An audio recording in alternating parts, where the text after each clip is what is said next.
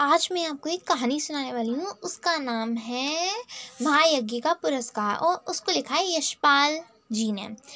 स्वातंत्र्य संग्राम में क्रांति सेनानी रहे यशपाल हिंदी साहित्य के भी यशस्वी कथाकार और निबंधकार हैं। इनका जन्म 3 दिसंबर 1903 में फिरोजपुर छावनी में हुआ था। विद्यार्थी जीवन से ही इनका परिचय क्रांतिकारी दल से हो गया था। इन्होंने विप्लव नामक पत्र निकाला तथा साहित्य सृजन में जुट गए। 26 दिसंबर 1976 को इनका निधन हो गया। उन दिनों की लिखी कहानियों का प्रथम संग्रह पिंजरे की उड़ान नाम से प्रकाशित हुआ। इनके अन्य प्रमुख कहानी संग्रह हैं ज्ञानदान, अभिशप्त, तर्क का तूफान, भस्मावृत चिंगारी, वो दुनिया, फूलों का कुर्ता, धर्मयुद्ध, उत्तराधिकारी तथा चित्र का शीर्षक। कहानियों के अलावा इन्होंने उपन्यास, निबंध, संस्मरण, नाटक आदि भी लिखे हैं। झूठा सच, दादा कामरेड, देशद्रोही, मनुष्य के रूप, अप्सरा का शाप इनके उल्लेखनीय उपन्यास हैं। सिंहावलोकन, न्याय का संघर्ष तथा देखा सोचा समझा में इनके निबंध, संस्मरण और रेखाचित्र संग्रहित हैं। इनकी साहित्य सेवा के लिए रीवा सरकार ने इन्हें देव पुरस्कार, सोवियत लैंड सूचना विभाग ने सोवियत लैंड नेहरू पुरस्कार, हिंदी साहित्य सम्मेलन ने मंगला प्रसाद पारितोषिक तथा भारत सरकार ने पद्म विभूषण की उपाधि से सम्मानित किया। यशपाल की भाषा अत्यंत प्रभावपूर्ण, सहज तथा व्यावहारिक है। अब कहानी शुरू होती है। एक धनी सेठ थे, अत्यंत विनम्र और उदार, धर्मपरायण इतने कि कोई साधु संत उनके द्वार से निराश न लौटता, भरपेट भोजन पाता। भंडार का द्वार सबके लिए खुला था, जो हाथ पसारे वही पाए।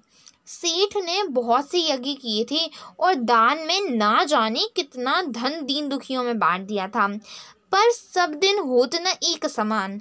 एक अकस्मात दिन फिरे और सेठ को गरीबी का मुंह देखना पड़ा। संगी साथियों ने भी मुंह फेर लिया और नौबत यहाँ तक आ गई कि सेठ व सेठानी भूखे मरने लगे। उन दिनों एक प्रथा प्रचलित थी, यज्ञों के फल का क्रय विक्रय हुआ करता था। छोटा बड़ा जैसा यज्ञ होता उनके अनुसार मूल्य मिल जाता। जब बहुत तंगी हुई तो एक दिन सेठानी ने कहा, ना हो तो एक यज्ञ ही बेच डालो।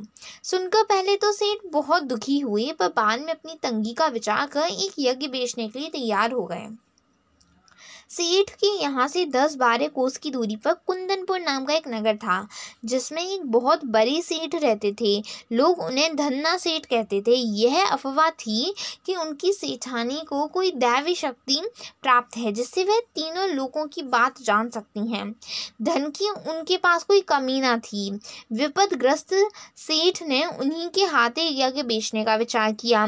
दूर की मंजिल थी, सो सेठानी जैसे तैसे पड़ोसी से थोड़ा सा आटा मांग लाई और रास्ते के लिए 4 मोटी मोटी रोटियां बना पोटली में बांधकर सेठ को दे दी। सेठ बड़े तड़के उठे और कुंदनपुर की ओर चल दिए। गर्मी के दिन थे।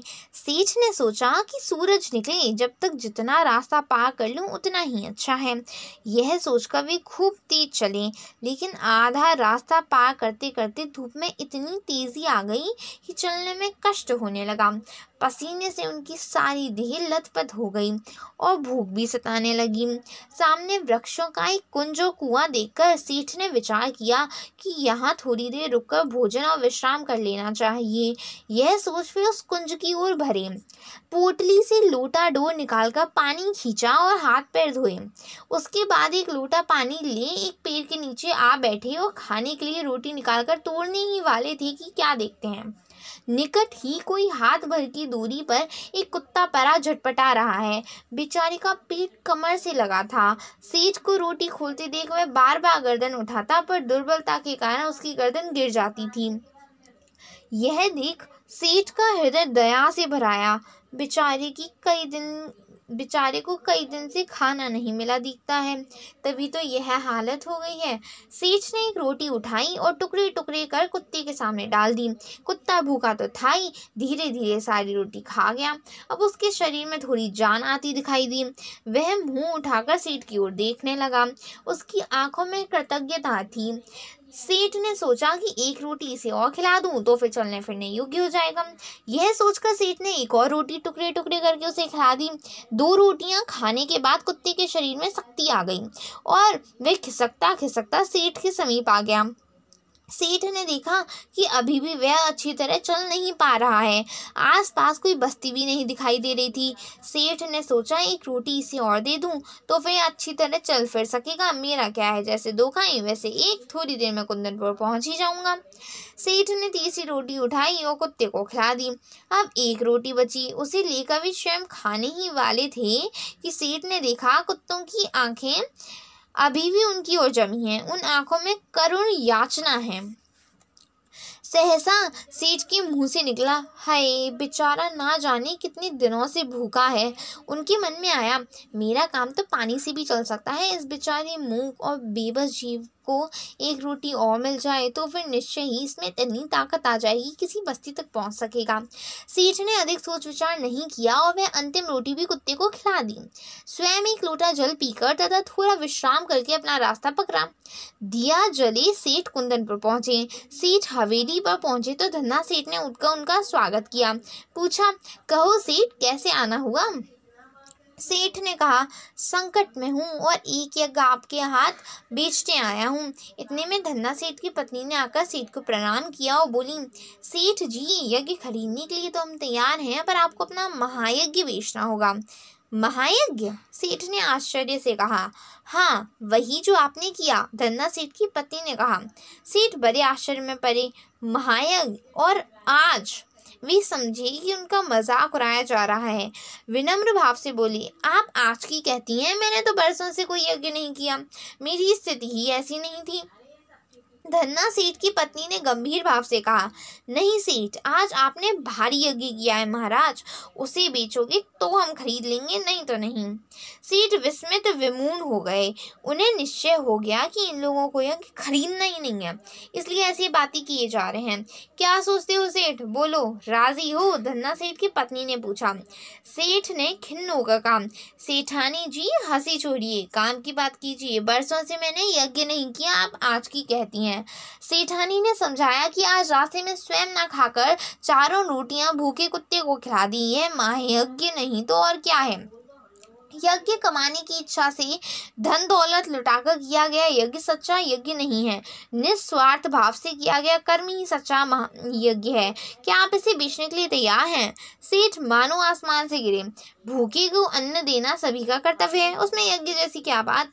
क्या विचार है सेठ जी, यह यज्ञ बेचना है कि नहीं? सेठानी ने पूछा। सेठ ने कोई उत्तर नहीं दिया, चुपचाप पोटली उठाई और हवेली से बाहर चले आए।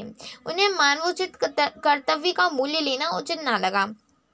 कुंदनपुर की धर्मशाला के चबूतरे पर भूखे पेट जैसे जैसे रात बिताकर सूर्योदय वहां से चलकर अगले दिन शाम को सेठ अपने घर आ पहुंचे। सेठानी बड़ी बड़ी आशाएं लगाए बैठी थी। सेठ को खाली हाथ वापस आया देख आशंका से कांप उठी। बोली, क्यों धन्ना सेठ नहीं मिले? सेठ ने आद्योपांत सारी कथा सुनाई। सुनकर सेठानी की सारी वेदना जाने कहाँ विलीन हो गई। हृदय उल्लसित हो उठा। विपत्ति में भी सेठ ने धर्म नहीं छोड़ा। धन्य है मेरे पति। सेठ के चरणों की रज मस्तक पर लगाते हुए बोली, धीरज रखें, भगवान सब भला करेंगे।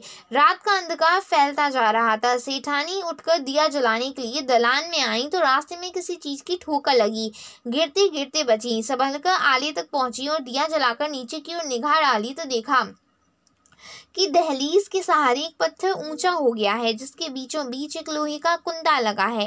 इसी कुंदे में उन्होंने ठोकर खाई थी। शाम तक तो वहाँ पत्थर बिल्कुल उठा भी नहीं था, अब यह अकस्मात कैसे उठ गया?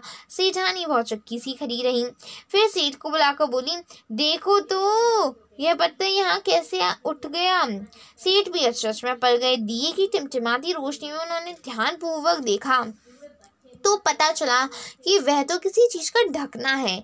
आखिर ये मासरा क्या है? सेठ ने कुंदी को पकड़कर खींचा तो पत्थर उठाया और अंदर जाने के लिए सीढ़ियां निकल आईं। सावधानी से सेठ और सेठानी दिया हाथ में लिए उतरे। कुछ सीढ़ियां उतरते ही इतना प्रकाश सामने आया कि उनकी आंखें चौंधी आने लगी। सेठ ने देखा वह एक विशाल तहखाना है और जवाहरातों से जगमगा रहा है। देव की इस माया का रहस्य उनकी समझ में नहीं आया।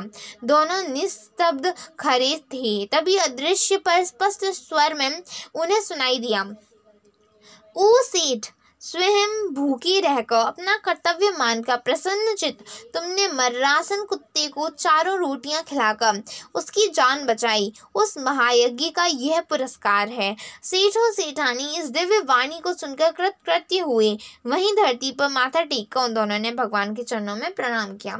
आपको कैसी लगी मेरी कहानी, ये ज़रूर बताएं। नमस्ते और जय हिंद।